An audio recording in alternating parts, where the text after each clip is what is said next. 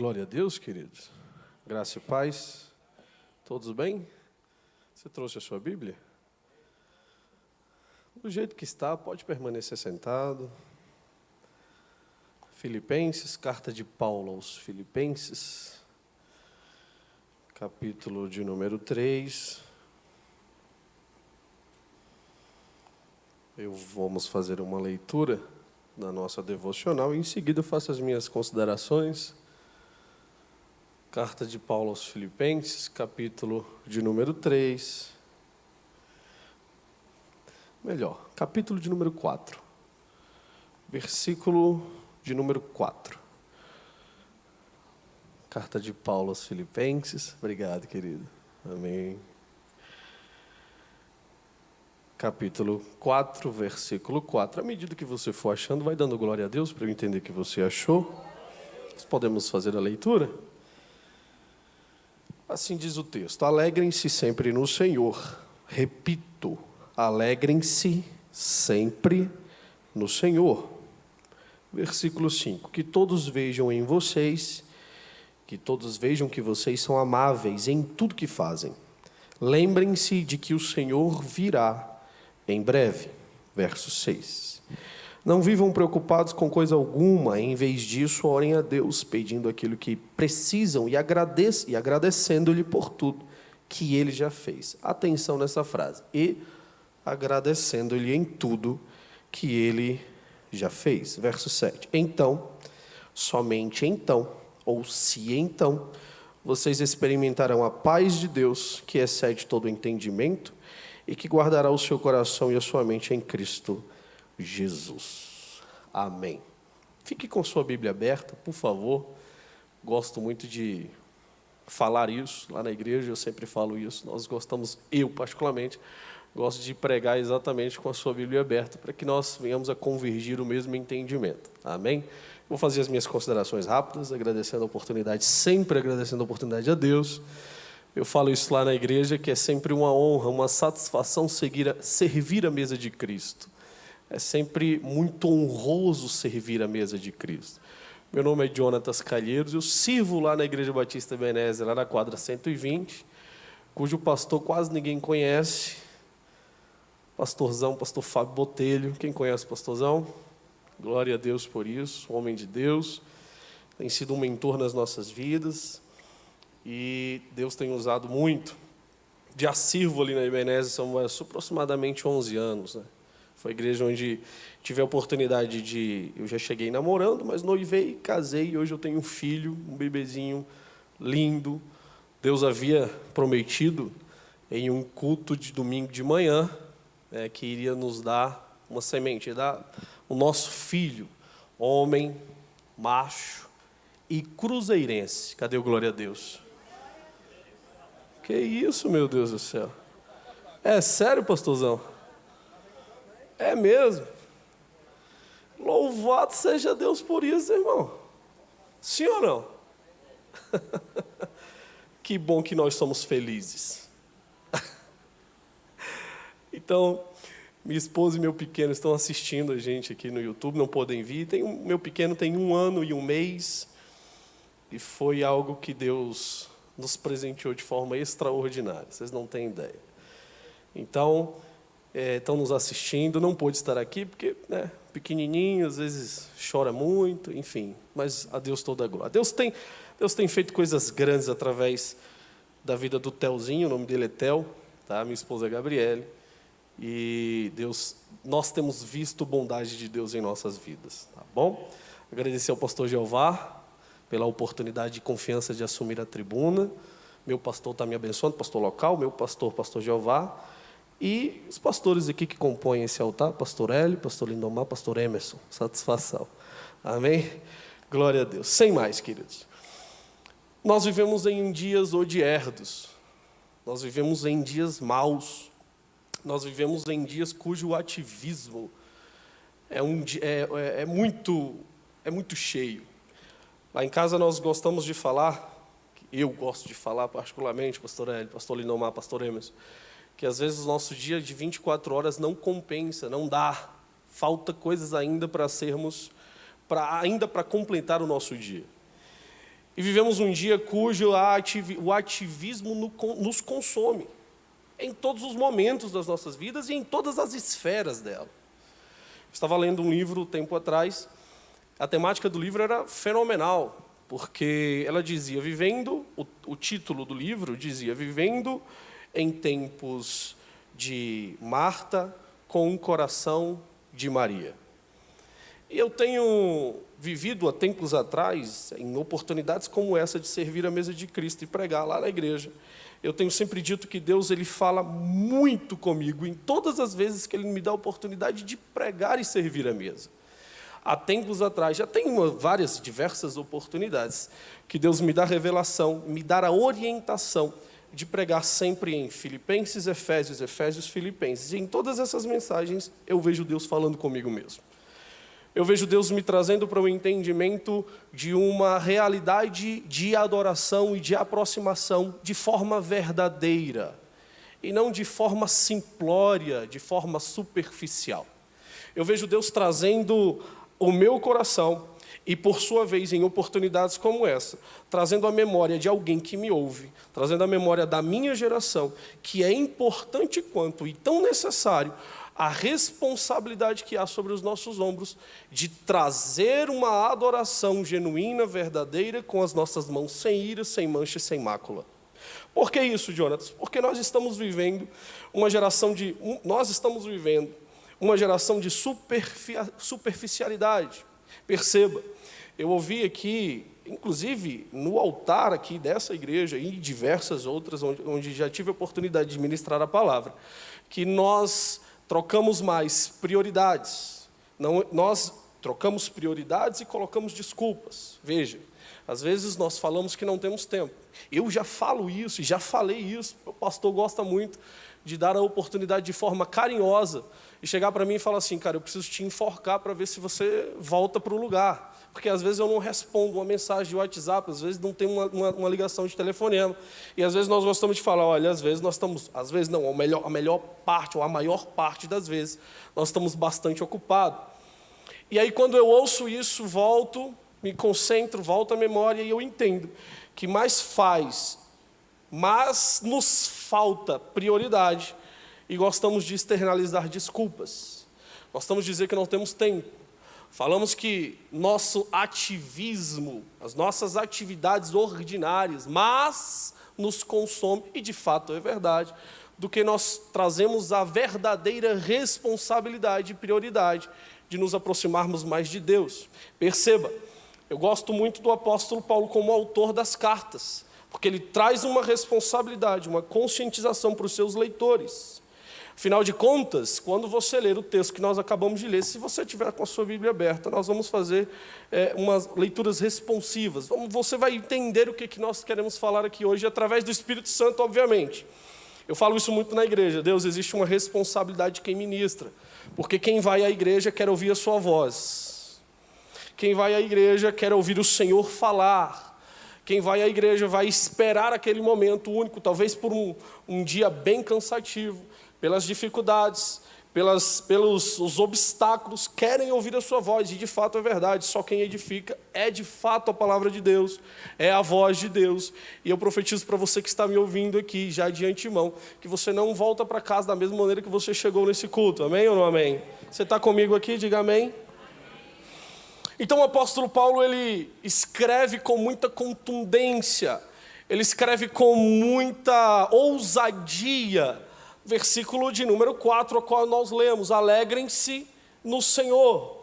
E aí ele faz menção do mesmo texto, alegrem-se sempre no Senhor. Ora, é importante entender isso, porque não é apenas como eu leio, mas como eu compreendo. Não é tão simples entrar pelo ouvido, sair do outro lado e entender que o apóstolo está te encorajando nessa noite. Alegrem-se sempre no Senhor. E detalhe, é importante entender isso, porque predominantemente no ministério do apóstolo Paulo, nas suas 3 viagens missionárias, maior parte do tempo ele estava preso. A maior parte do tempo ele havia sido açoitado, descredibilizado. E aí você agora enxerga o apóstolo Paulo falando aos filipenses: alegrem-se no Senhor. Nos versículos e nos capítulos anteriores, Paulo ele estará afirmando que é feliz porque alguém que ouviu essa palavra não apenas ouviu, mas também compreendeu, pastor Fábio. Porque existe uma diferença, eu posso ouvir e não internalizar. O apóstolo está dizendo: eu estou feliz. E por que está feliz? Porque alguém que ouviu e internalizou, agiu. Consegue me entender? Tem que estar comigo aqui. Existe essa diferença e, obviamente, porque o ativismo nos consome a fim de que venhamos a desviar as nossas atenções para aquilo que de fato é importante. Nesse caso, perceba, a atividade pode mais nos distrair, e isso é uma estratégia, sim, do diabo. Nós havíamos há muito tempo, querido, muito tempo ouvido: olha, mas o diabo ele tem as suas estratégias, Satanás tem as suas estratégias para poder fazer com que homens e mulheres de Deus se desviem ou percam o seu foco. Isso fora da igreja. Dentro dela, ele consegue trazer distrações, a fim de que de fato o meu alvo seja distorcido, a fim de que de fato o meu alvo não seja alcançado, a fim de que de fato o meu alvo seja deturpado. Afinal de contas, é louvor se eu não consigo entregar para Deus aquilo que de fato eu fui criado para entregar. Quem está comigo? Gosto muito quando John Bevere ele vai falar o seguinte: a nossa geração ainda não aprendeu para que nós fomos criados a fazer. Ele compara a nossa geração a um lago extenso, uma geração que é inchada, uma geração que é enorme, que existe uma numerologia muito grande. Entretanto, quando você vai medir a sua profundidade, é uma profundidade muito rasa. Está na hora da nossa geração, de fato, entender para que nós somos, ou para que fomos criados. Paulo, quando ele está diante dos atenienses, Atos capítulo de número 15, ele vai falar o seguinte, ou melhor, ele é questionado. Afinal de contas, os seus cenários eram cenários de adoração a ídolos. Então, quando ele é questionado, ora, o porquê, ou qual era o seu propósito? O meu propósito é apenas adorar a Deus. Apenas adorar a Deus.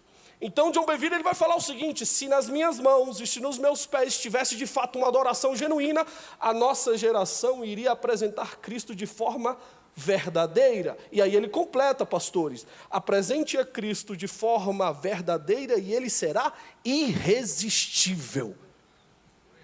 Tem alguém comigo aqui? Amém ou não amém? Entretanto, perceba, Paulo ele está fazendo uma orientação, Paulo está trazendo um encorajamento para os seus leitores e para os seus ouvintes: alegrem-se no Senhor. Alegrem-se sempre no Senhor. Isso é tão importante quanto você ouvir: vai receber uma chave hoje. Por que, Jonatas? Porque não basta apenas pedir para Deus abrir as portas se eu não sei aonde eu vou entrar quando Ele abrir. Não tem alguém comigo aqui, meu Deus do céu. Porque não basta, querido, apenas ter várias ou diversas portas abertas se eu não sei aonde eu vou entrar.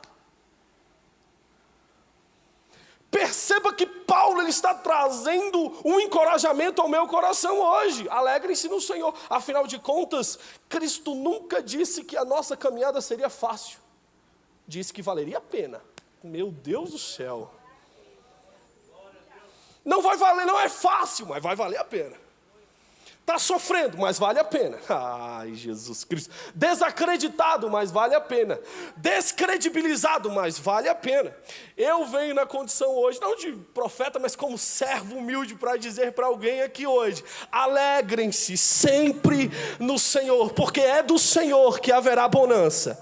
É do Senhor que haverá prosperidade. É do Senhor que haverá alegria, tão somente do Senhor. Alegrem-se sempre no Senhor. Quem está comigo aqui? Eu ouço Paulo e vislumbro o que ele escreve, as suas cartas e aos seus leitores, entendendo: cara, o cara está preso, açoitado, desacreditado, e ele fala de um perfil de Cristo me encorajando e me impulsionando a ser. Afinal de contas, Cristo não é um perfil sugestivo. Cristo é um padrão exigido. Ponto. Gosta de anotar? Quem anota é feliz. Eu falo isso lá na igreja. Cristo não é um perfil sugerido. Ele é um padrão exigido. Sim ou não? Está com a sua Bíblia aberta? Alegrem-se, que todos vejam que vocês são amáveis em tudo que fazem. Lembrem-se de que o Senhor virá em breve. Quem está comigo aí?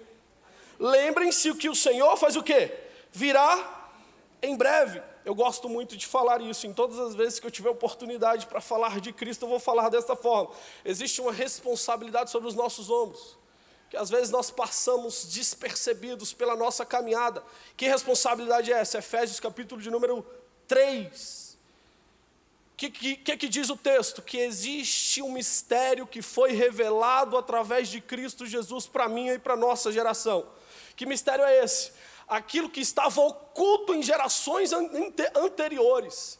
Aquilo que não foi revelado aos nossos antepassados.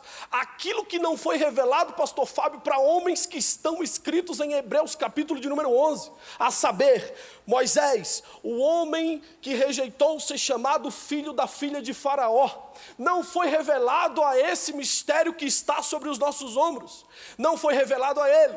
A um homem que recebeu um chamado, olhando para os céus, pedindo Deus para ele ir para um lugar desconhecido. Eu tenho certeza absoluta que se Deus olhar para alguém aqui, se olhar para mim hoje, dizer assim: Jonatas, vai para o lugar que eu vou te mostrar. Nossa, a primeira coisa que nós vamos falar: Senhor, dá pelo menos uma pincelada, me mostra no mapa mundi onde o Senhor quer levar, porque se for na África eu não vou. Eu sou. Sim ou não? Pode falar, irmão, ninguém vai para o inferno não, tá? Sim ou não? Sim. Sim, de fato e de verdade. Agora veja, homens como esses, que estão escritos na galeria dos heróis da fé, não foi revelado a estes. E o texto é fantástico quando ele diz que sem nós a promessa não iria se cumprir. Ah, meu Deus do céu. Sem a minha geração, que foi revelado a nós, a promessa a esses não iria se cumprir, pastor Fábio. Ou seja, que mistério é esse? É o mistério da graça em Cristo Jesus, que foi revelado a mim e a você. Se você puder falar assim, ó, foi revelado a mim, para que através de mim, outras pessoas também venham a ser alcançadas, pelo mistério que estava oculto através ou aos nossos antepassados, e que hoje se faz presente sobre a minha e sobre a sua vida. Entende o que está sobre os nossos ombros? Entende da responsabilidade daquilo que falamos? É por isso que eu gosto muito de falar lá na igreja, que nós temos a responsabilidade de cantar Deus. Nós temos a responsabilidade de cantar, de pregar, de dirigir, de pastorear, de ministrar, de dar aula, o verdadeiro evangelho, que é a boa notícia de Cristo. Afinal de contas, todos nós éramos condenados ao inferno, ao lago de fogo, de chamas e enxofre, porque através de Cristo nós alcançamos graça e fomos transportados para a sua maravilhosa luz, do lamaçal do pecado para a sua maravilhosa luz. Por meio de Cristo Jesus, estamos aqui hoje na oportunidade de levantar as nossas mãos e dizer: obrigado, porque o Senhor achou graça em nós. Obrigado porque o Senhor nos deu a oportunidade de estar aqui hoje, levantando a mão aos céus e dizer: bendito seja o Senhor para todos, sempre até a eternidade. Se somos gratos por isso, tem uma mão levantada aqui nesse santuário. Se somos gratos por isso, tem uma mão levantada aqui nessa casa. Se somos gratos e conscientes por isso, tem uma mão e um glória a Deus aqui neste lugar. Por isso eu entendo mesmo o apóstolo escrevendo aos romanos: ei, prestem o vosso culto racional. Porque tudo que você faz é de entendimento próprio. E eu entendo por que ele fala racional, porque se ele falar que é emocional, a culpa é do seu coração. E o texto vai dizer que enganoso é o coração do homem. Então, se você está aqui de forma racional, consciente, adore de fato e de verdade. Ah, meu Deus do céu. Eu quero te dar alguns segundos para você levantar as suas mãos e dizer que o Senhor é bom. Eu quero te dar alguns segundos nessa noite, para que de fato você abra a sua boca e libere palavras de louvor e adoração ao Deus tão somente de forma verdadeira, de forma contundente. Eu estou aqui sabendo o que eu estou fazendo aqui. Eu não estou aqui levantando a mão porque um pregador está dizendo para eu pedir para levantar a mão, não. Eu estou levantando a mão porque eu sou grato pela graça que me tirou do lamaçal do pecado e me trouxe para a sua maravilhosa luz. Levante a sua mão para adorar a Deus. Diante de tudo isso, a posterior, você sabe disso. E se você gosta de anotar, anote: a graça nos educa a viver. Amém? A graça te impulsiona a viver. A graça te educa, te encoraja a ter um entendimento verdadeiro de quem é Cristo Jesus. Sim ou não, querido? Você está com a sua Bíblia aberta? Podemos?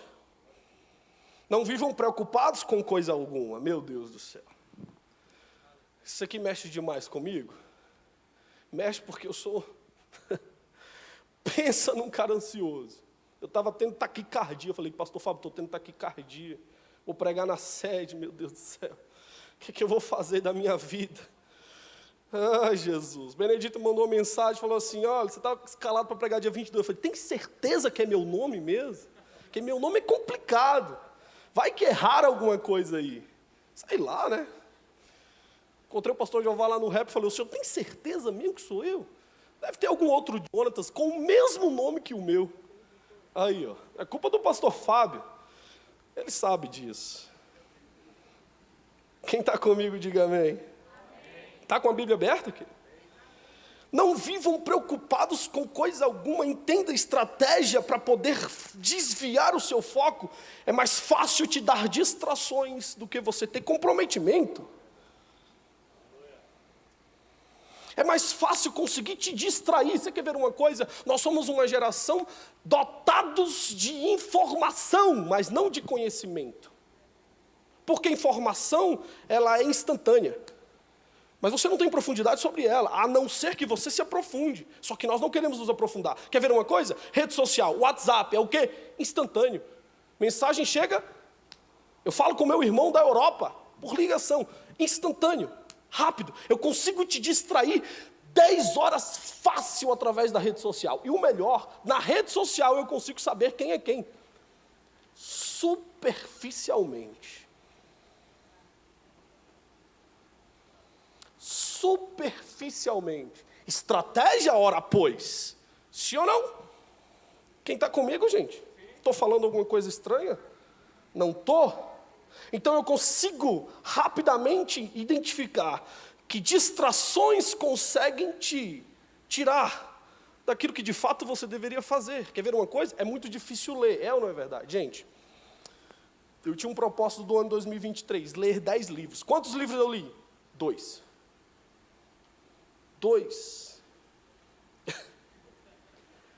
10, pastor Fábio. Eu não consegui ler a metade.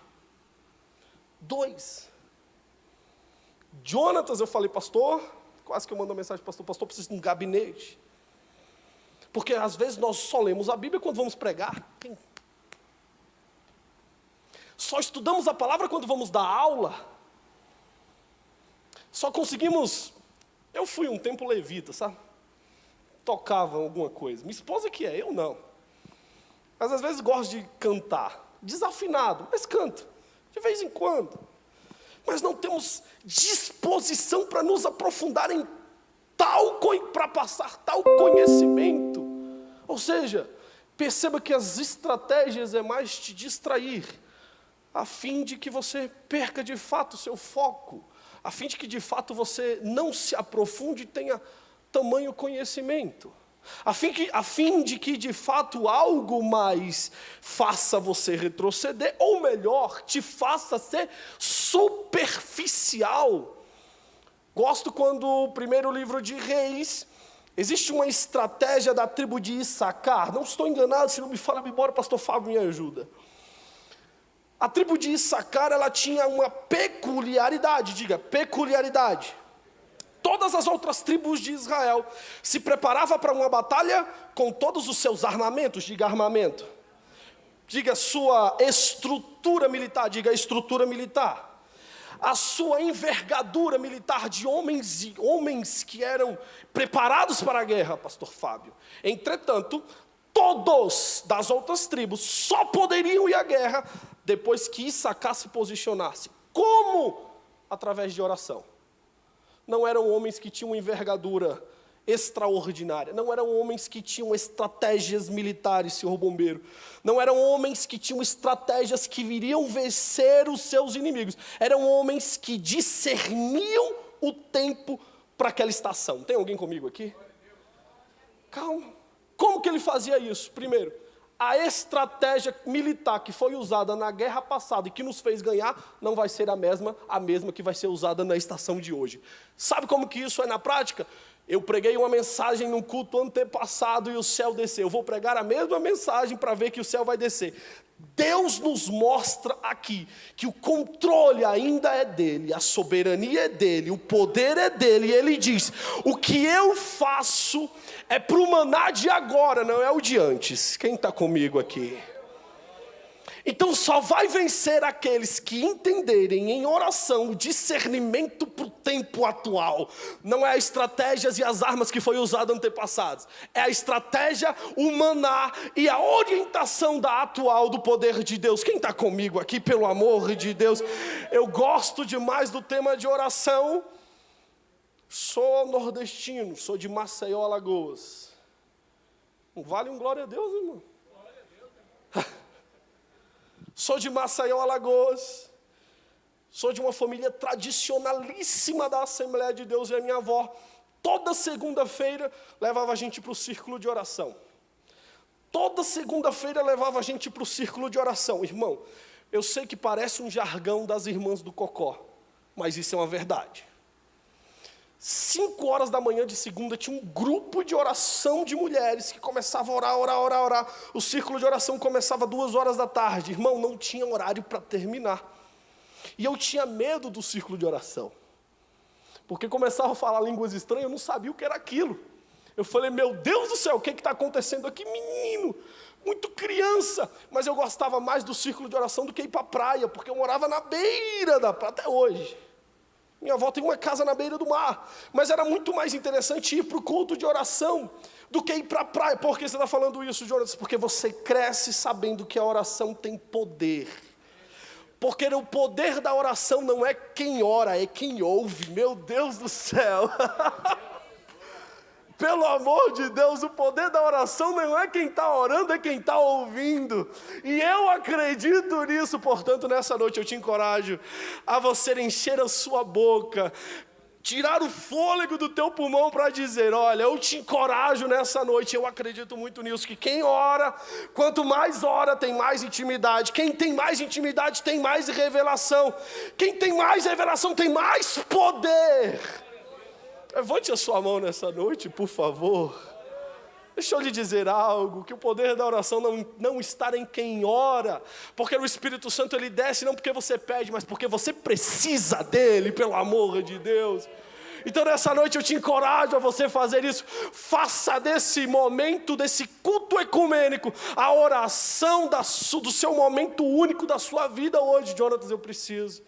Porque eu sei que os dias são maus, os dias são laboriosos, os dias são dificultosos. Ei, eu vou usar a palavra de Paulo, pastor Fábio. Alegrem-se sempre no Senhor e não se preocupem com algo, porque Ele que ouve a oração há de responder a você nessa noite. Porque eu não vou usar o texto que os olhos do Senhor não estão fechados, suas mãos não estão encolhidas, para abençoar a oração de um filho, entretanto aquilo que o faça a separação do vosso pecado. O Espírito Santo nessa noite desce aqui nessa casa, me toma com ousadia para dizer: alegrem-se sempre, porque não há um filho que peça ao seu pai pão e ele lhe dará pedra.